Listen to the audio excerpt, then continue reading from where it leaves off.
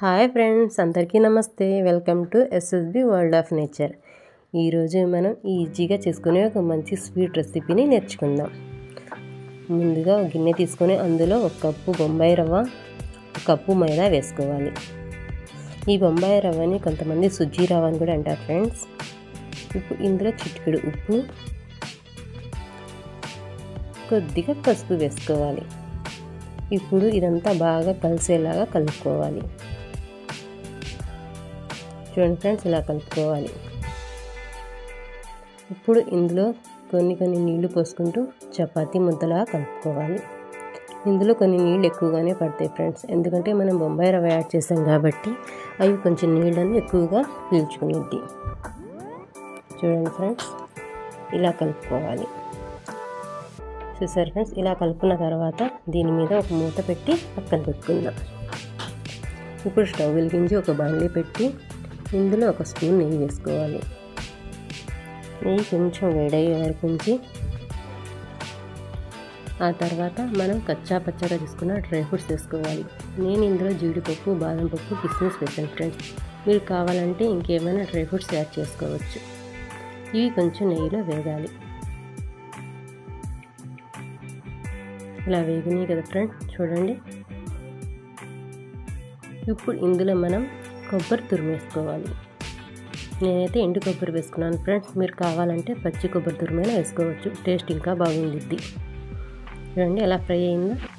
ఇప్పుడు ఇందులోనే కొంచెం బెల్లం వేసుకోవాలి. మన టేస్ట్కి తగ్గట్టు మనం బెల్లం వేసుకోవాలి. చూడండి, ఇలా కలుపుకొని కొంచెం బెల్లం మెల్ట్ అయ్యే వరకు అలా ఉంచుకోవాలి.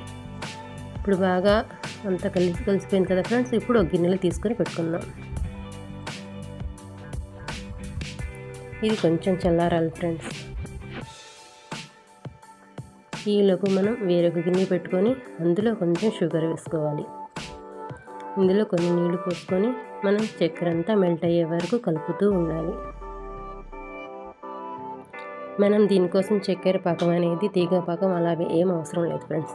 మనకి ఇలా మెల్ట్ అయిన తర్వాత ఇలా నొరకొస్తుంది కదా ఫ్రెండ్స్, ఈ టైంలో ఒక 2 నిమిషాల నుంచి తీసేయాలి. చూసారా, నేనైతే పాకం వచ్చే వరకు అయితే పెట్టలేదు.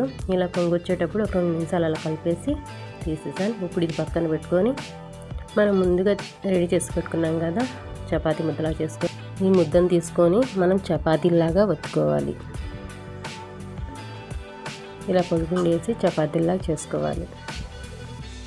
చూడండి ఫ్రెండ్స్, మళ్ళీ పల్చగా కాకుండా కొంచెం మందంగానే ఉండాలి. ఎందుకంటే మనం ఇది ఆయిల్ వేసి ఫ్రై చేస్తాం కదా, అందులో మనం ముందుగా తయారు చేసుకున్న డ్రై ఫ్రూట్స్ కూడా వేసుకుంటాం కాబట్టి కొంచెం మందంగానే ఉండాలి. చూడండి, ఇలా ఉండాలి.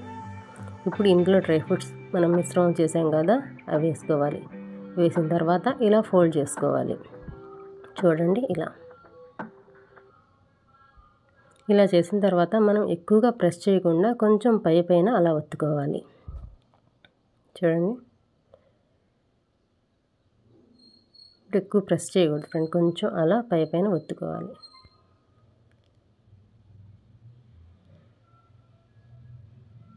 చూడండి, ఈ విధంగా చేసుకోవాలి. ఇలా నేను అన్నీ రెడీ చేసి పెట్టుకున్నాను ఫ్రెండ్స్.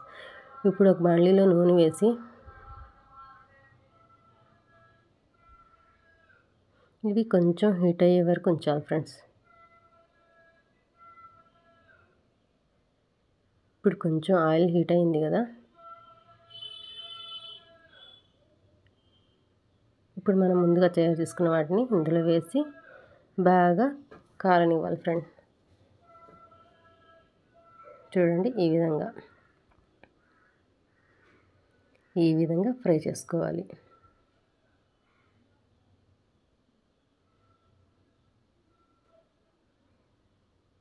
ఇలా రెండో వైపు కూడా తిప్పుకొని బాగా ఫ్రై చేసుకోవాలి.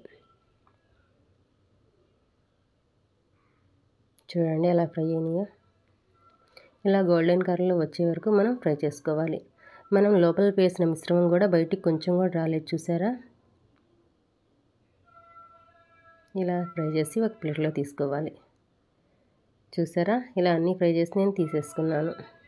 ఇప్పుడు మనం ముందుగా చేసి పెట్టుకున్నాం కదా చక్కెర పాకం, అందులో వేసి కొంచెం సేపు అలా ఇలా తిప్పేసి తీసేయాలి. మనం అందులోనే పెట్టవసరం లేదు ఫ్రెండ్స్, కొంచెం సేపు అలా చక్కెర పాకం దాన్ని తగిలితే చాలు. ఇప్పుడు తీసేయాలి. చూసారా, అన్నీ రెడీ చేసి పెట్టుకున్నాను. చూడండి లోపల ఎంత బాగుందో,